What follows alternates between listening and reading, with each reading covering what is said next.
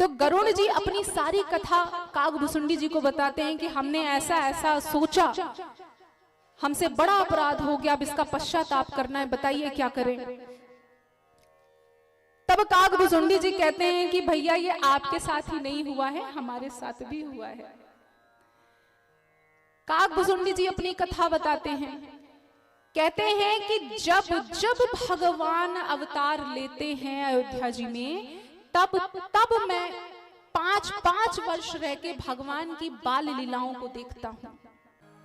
ऐसा बताते हुए कागभुसुंडी जी कहते हैं कि एक बार क्या हुआ कि भगवान ने अवतार लिया अयोध्या जी में, उनके बाल लीलाओं को देखने के लिए मैं अयोध्या जी में ही रहा। भगवान की सुंदर सुंदर लीलाएं मैं देख रहा हूं, जो भी खेल कर रहे हैं मैं उसमें उनके साथ खेल रहा हूं, वो मेरे साथ खेल रहे हैं। भगवान तो इतने सुंदर लग रहे हैं कि जिसका कोई वर्णन ही नहीं किया जा सकता है। भगवान के पैरों में सुंदर सुंदर घुंघरू बंधे हुए हैं, भगवान पीतांबरी पहने हुए हैं, श्यामला वर्ण का शरीर है, कमल के समान नेत्र है मेरे प्रभु के, घुंघराले घुंघराले बाल है मेरे प्रभु के। वो कभी गिरते हैं तो कभी उठते हैं, ऐसे करके वो क्रीड़ाएं कर रहे हैं, खेल रहे हैं। और कागभुसुंडी जी कहते हैं कि मैं वही देखकर वहीं पर रहता हूं।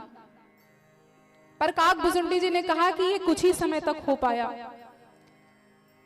ये लीला देखते देखते एक बार क्या हुआ कि कागभुसुंडी जी को, आप अयोध्या जी कभी अगर जाइएगा तो वहां का मालपुआ अवश्य खाइएगा। राम भगवान कागभुसुंडी जी को मालपुआ दिखाकर बुला रहे हैं। जैसे ही कागभुसुंडी जी आते हैं, राम भगवान भाग जाते हैं।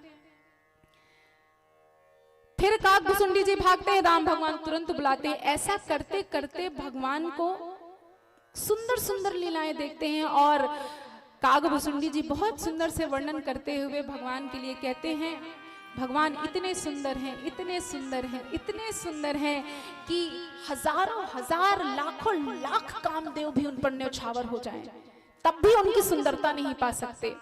इसीलिए कहा गया है, तेरी मंद मंद मुस्कनिया पे,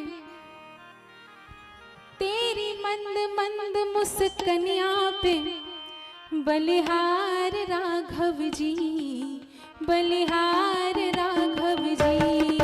तेरी मंद मंद मुस्कनिया पे, तेरी मंद मंद मुस्कनिया पे, बलिहार राघव जी, बलिहार राघव जी।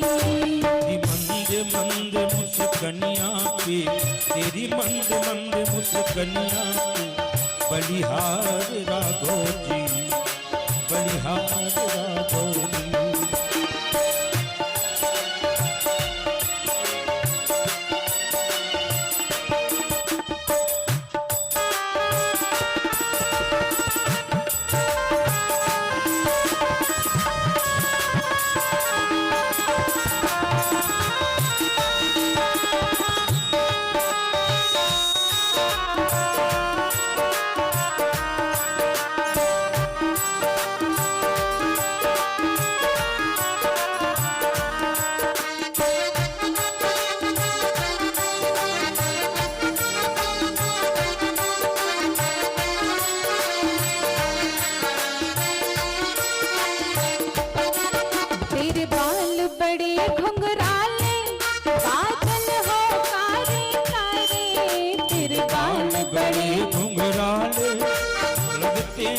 काले काले तेरे बाल बड़े घुंघराले, बादल हो कारे कारे। तेरे बाल बड़े घुंघराले, बादल हो काले काले। तेरे पाँव की पैजनिया पे, तेरे पाँव की पैजनिया पे, बलिहार राघव जी, बलिहार राघव जी। तेरे मंद मंद मुस्कनिया पे, तेरी मंद मंद मुस्कनिया पे, बलिहार राघव जी, बलिहार राघव जी, बलिहार राघव जी, बलिहार राघव जी।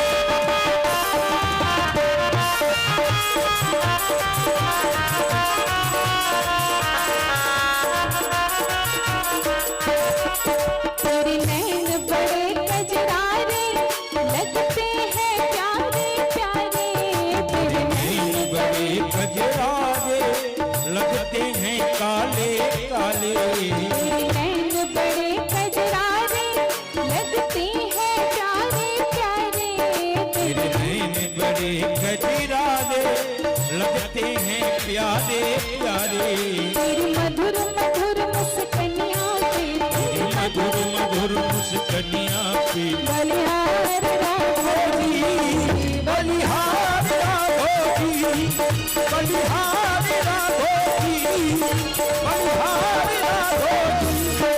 तेरी मंदे मंदे मुस्कनिया पे, तेरी मंदे मंदे मुस्कनिया पे बलिहार राघोजी, बलिहार राघोजी, बलिहार राघोजी, बलिहार राघोजी।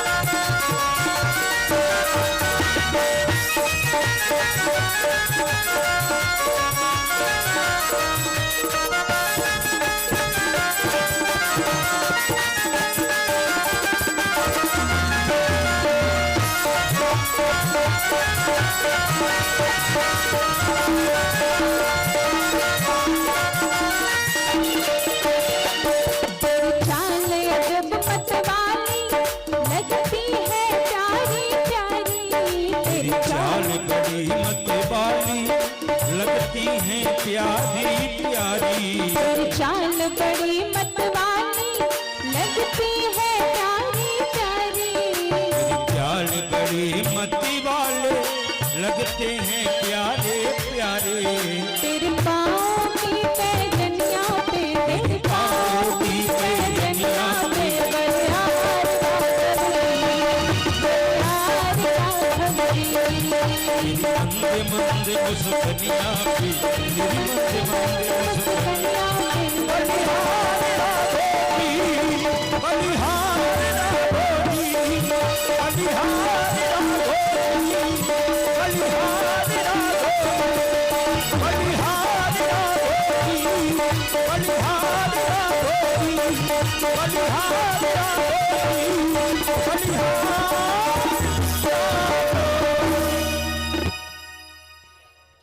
भगवान की सुंदर सुंदर लीलाएं देख रहे हैं काकभुसुंडी जी, भगवान की सुंदरता देख रहे हैं काकभुसुंडी जी। अच्छा ये बताइए आप कि जब हमारे ही घर में छोटा सा बालक हो, जैसे मैं तो इसी को देख के बड़ा प्रसन्न होती हूँ, जब हमारे घर में छोटा सा बालक होता है तो हम कितने प्रसन्न होती हैं, अरे देखो इस तरीके से खेल रहा है, अरे ये खा रहा है, हम बोलते हैं ना। तो अब सोचिए स्वयं इस ब्रह्मांड के जो स्वामी हैं, इस ब्रह्मांड के जो रचयिता हैं, जो मेरे परम पिता परमेश्वर हैं, वही छोटे से बालक बन के अगर खेल रहे हो तो उसका क्या ही आनंद होगा। काकभुसुंडी जी ऐसे ही देख देख कर आनंद ले रहे हैं, मग्न हो रहे हैं भगवान की लीलाएं देखकर। लेकिन ऐसी भगवान लीलाएं कर रहे हैं कि काकभुसुंडी जी के अंदर मोह उत्पन्न हो गया, संदेह उत्पन्न हो गया कि अरे अगर ये परम ब्रह्म परमेश्वर हैं तो ये क्या छोटे से बच्चे क्या इंसान की तरह खेल सकते हैं। अब इसी मोह को दूर करने के लिए भगवान ने क्या कहा कि अब हम तुमको बताते हैं। काकभुसुंडी जी को बुलाते हैं, काकभुसुंडी जी नहीं आते, फिर बुलाते हैं राम जी, नहीं आते काकभुसुंडी जी। जैसे ही राम भगवान काकभुसुंडी को पकड़ना प्रारंभ करते हैं, काकभुसुंडी उड़ना प्रारंभ कर देते हैं। उड़ते जाते हैं और भगवान, मेरे भगवान का हाथ बढ़ता जाता है, बढ़ता जाता है। कागभुसुंडी जी पीछे देखते हैं तो सिर्फ 2 अंगुल की दूरी पे भगवान का हाथ है। बताइए कैसा लगता रहा होगा कागभुसुंडी जी को। हर जगह घूम आए, हर जगह भगवान का हाथ पीछे पीछे जा रहा है। अब कैसे बचा जाए? तो कागभुसुंडी जी क्या बोले कि अब मैं थक गया प्रभु, अब आप ही संभालिए। जैसे ही बोलते हैं कागभुसुंडी जी को भगवान हंसते हंसते अपने उदर में ले लेते हैं, अपने पेट में ले लेते हैं। कागभुसुंडी जी जैसे ही भगवान के पेट में जाते हैं ना, कहने के लिए बाहरी तरीके से 5 मिनट के लिए जाते हैं, लेकिन भगवान के पेट में कई कई 100 कल्प रहकर आते हैं।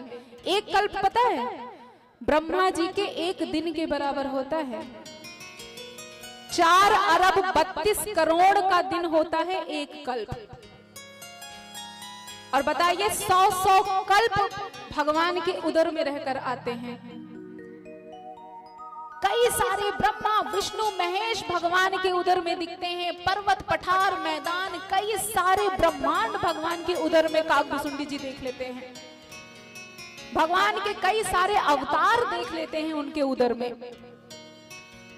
जब ये देखते देखते कागभुसुंडी जी बिल्कुल थक जाते हैं, तब भगवान को ये बात समझ में आ जाती है कि अब कागभुसुंडी जी के अंदर का जो संशय है वो समाप्त हो चुका है। और हंसते हुए कागभुसुंडी जी को अपने मुख से बाहर निकालते हैं। तब कागभुसुंडी जी क्या कहते हैं, हे नाथ, आप मुझे यही आशीर्वाद दीजिए कि अब आपकी माया मुझे कभी ना व्यापे। भगवान ने कहा, ऐव मस्तु, ऐसा ही हो, अब मेरी माया तुम्हें कभी नहीं व्यापेगी। अब एक काम करो कि नीलगिरी पर्वत पे जाकर आप वहां रहो। कागभुसुंडी जी वहीं जाकर भगवान की कथा कहना प्रारंभ करते हैं। तो यहाँ पर क्या हुआ, पक्षीराज गरुड़ जी को भी मोह हुआ था, कागभुसुंडी जी को भी मोह हुआ था। दोनों का मोह भगवान ने चुटकियों में समाप्त कर दिया। माया भी भगवान की रची हुई थी, भगवान के माया में ही फंसकर उनको मोह हुआ, और उस माया से निकालने वाले भी मेरे भगवान ही थे।